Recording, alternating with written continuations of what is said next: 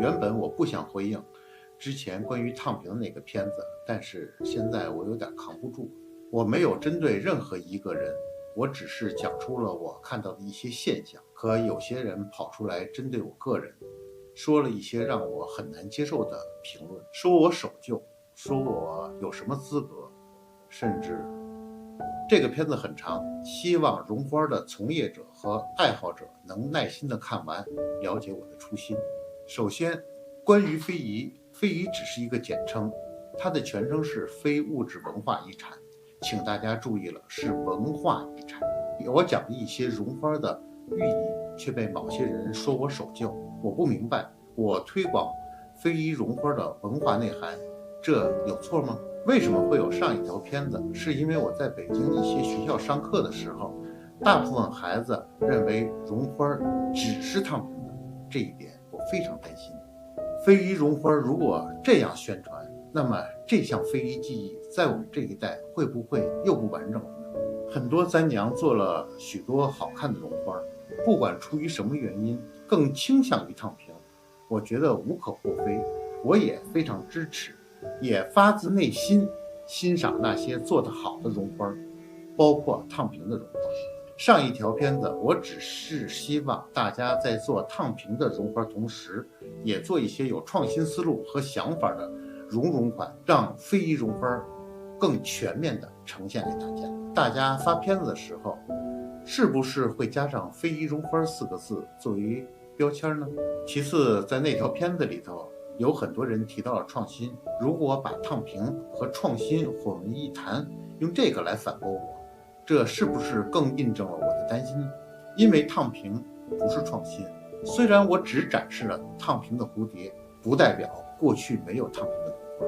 烫平只是自古就存在的非遗绒花制作过程中的一个基础的技艺罢了，跟拴绒条一样，它是基础的不能再基础的一个步骤罢了。再有，我上一条片子所提到的创新是什么呢？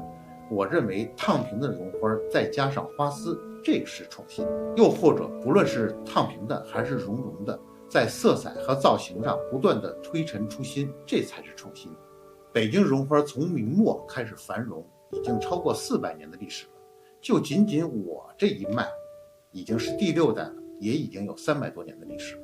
请相信过去那些手艺精湛、想法精妙的师傅们，在几百年的历史中，他们绝对创造了无数的仿真绒花。所以不要把烫平和创新混为一谈。评论里有些人用市场规律来与我辩论，说喜欢烫平的人多，要尊重市场的需要，这点我赞成。没有市场赚不到钱，传承绒花也就没有意义了，也就没有人愿意传承下去了。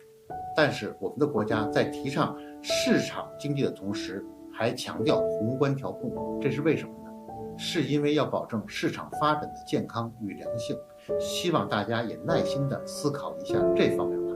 我希望非遗绒花不要在烫平的这条路上发力过猛，跑偏了，何尝不是为了非遗绒花更好的发展的？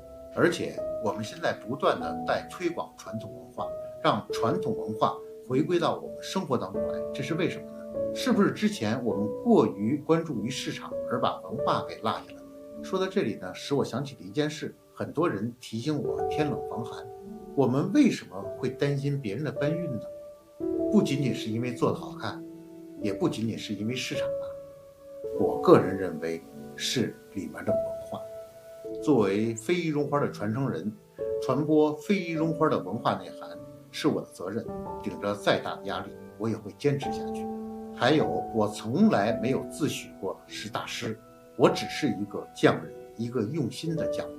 我说的话不是真理，大家可以辩论，但请不要人身攻击。有个别人说我是来抢饭碗，是来摘桃子的，还有的说簪娘们把绒花带火了，我跳出来算什么？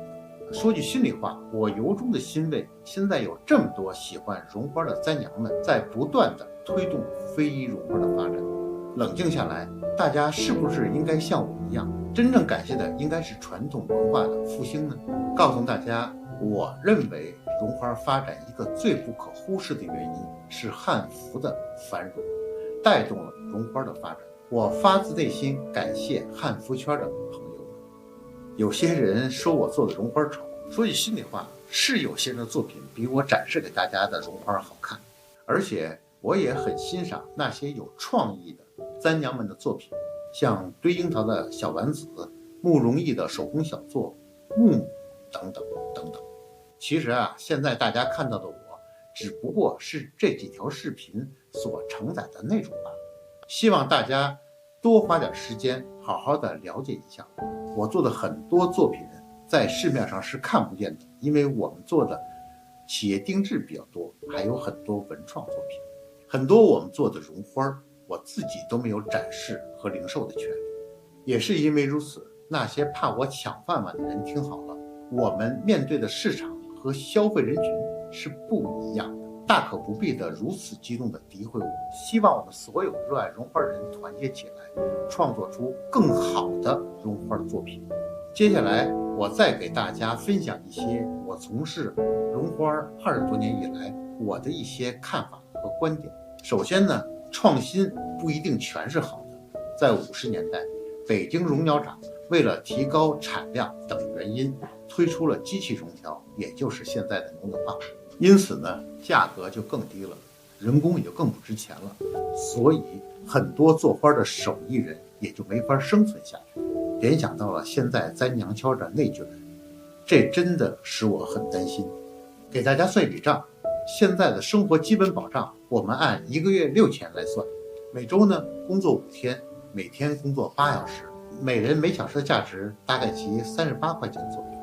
我们以一个简单绒花为例，从做绒条开始，最快也要2小时吧。那么这朵绒花最起码也要76块钱吧。这里头还不包括很多费用，比如快递费、材料费，还有宣传费。那么是不是还应该加上你学习绒花的成本呢？我提出让大家更多的赋予非遗绒花文化价值和内涵，这才能解决绒花价格内卷的局面。某些人竟然还跳出来怼我，怎么就不了解我的好心呢？真的是把我的好心放在地上摩擦。我最近一直在做的一件事，就是在推广中国的传统习俗、传统文化。为什么呢？因为我认为，只有更多的中国文化和习俗的回归，才能让我们的非遗绒花有更大的市场，才能真正的提高我们非遗绒花的价值。现在有很多人说过年没有年味儿，如果让文化和习俗回归，每个人都佩戴关于春节寓意的绒花，那么我们设想一下，这将是一个什么样的盛况？咱们把眼光放开一点，放远一点。在这里呢，我再解答几个朋友的疑问。那么古代人戴花其实呢是从佩戴鲜花开始，因为冬天寒冷及保鲜等诸多原因，才出现了绒花、绢花、通草花等假花。之后呢，绒花被赋予了很多的内涵，是因为绒花更多的出现了功能性的佩戴，就比如逢年过节、人生的重要时刻等等。就像现在天津人还有佩戴绒花的习俗一样，非遗绒花独特的寓意和文化，才是让绒花在社会发展的过程中不能被取代的真正原因，对不对？当然，这包括绒的花和被烫平的花。作为一个传承非遗绒花的匠人，我一直希望绒花繁荣壮大。某些人抨击我的初心，这个我真的不能忍。在绒花发展最艰难的那个时期，是赵如宪老师和我的坚持，才让这门手艺一直还在传承。当时因为我们要传承这门手艺，生活的窘迫不是现在人所能想象的。那个时候我们甚至连老婆孩子都养不起。抱歉，我又开始爹味了，但是我还是要说，大家想一想，第一批簪娘能找到的视频或者教程，不就是赵如宪老师或者我参与拍摄的吗？再有，如果没有南京赵如宪老师立项南京非遗绒花，没有我立项北京绒鸟绒花，那么非遗里真的就没有绒花这个项目。现在的簪娘通过互联网推广非遗绒花，资源真的是得天独厚。而我们当时所能调动的资源跟现在的真的没法比，这些竟成了某些人诟病我们的原因，我真的很伤心。2个多月前，我开始更新 B 站和小红书，是因为我碰到了一个也喜欢绒花、从事影视的朋友，就有人帮我来拍摄和剪辑，所以大家在这里才能看到。在这里声明一点，我们不是你们所谓的 MCN 公司和运营团队，请那些阴谋论者大家调查一下再发表看法。还有人诟病我卖课，我什么时候卖课？我不做网课，因为现在有很多簪娘开班卖课，已经做得很好了。绒花的入门门槛低，有很多簪娘靠这个养活自己。我并不想抢这个饭碗，我是收学生，但是我只接受面授技艺，就是师傅带徒的那种。有些人说我收费高，那我们再来算笔账，就按1个月16000来算，这里头包含了工具和损耗。就好比这把煞火剪就将近600块钱，除去工具损耗还有场地租金，就不到13000了。那么合到每天还不到600块钱。现在在北京，一个做装修的小工一天还要500块钱，你们知道吗？而且作为师傅，我还要传道授业解惑，这个钱我要的多吗？并且我不是开培训班，我一次教不了几个人。说到这里，是不是某些人又要喷我？请安静的先听我说完。自从我说了收学生这件事儿，很多人都来联系我，可是到现在我一个都没收。为什么呢？因为不符合我的标准，因为不是给钱我就会去教的。毕竟未来这些人不仅仅是承担绒花这2个字，还要承担非遗这2个更沉甸甸的字，需要他们去坚守。所以这个课是有，但是我坚持要挑选真正热爱、真正愿意为非遗绒花付出的人，我才去教。那么咱们接着说绒花，某些人不要分裂非遗绒花，不管是绒绒的还是烫平的，都是绒花，做得好看，大家都会喜欢。绒花呢，不应该分复古和现代，因为大家亲手做出来的绒花都是被制作者用现在的审美审核过的、提升过的，哪怕这种美是很小众的。我只是希望簪娘们在利用互联网来宣传非遗绒花的时候，要平衡一下作品的视频，出一些烫平的，出一些绒绒的，让大家完整的了解非遗绒花的全貌和文化。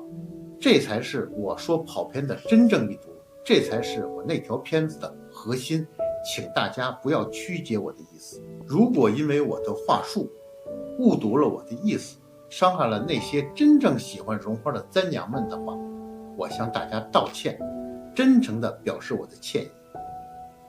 最后，我希望大家能听进去我说的话，文化才是长久活下去、赋予非遗绒花附加值的根本。如果想踏踏实实的吃这碗饭，就不要砸掉自己的饭碗。让我说关于绒花的观点，我可以说3天3夜，但是太长了，又太爹味儿，就此作罢。我希望这个片子发出来后，就不要再有这么多争论了。其实没有好争论，大家都是为了绒花好。那么咱们就做好自己的绒花，发扬自己的绒花，赋予绒花更多的文化内涵，让它长久的发展下去。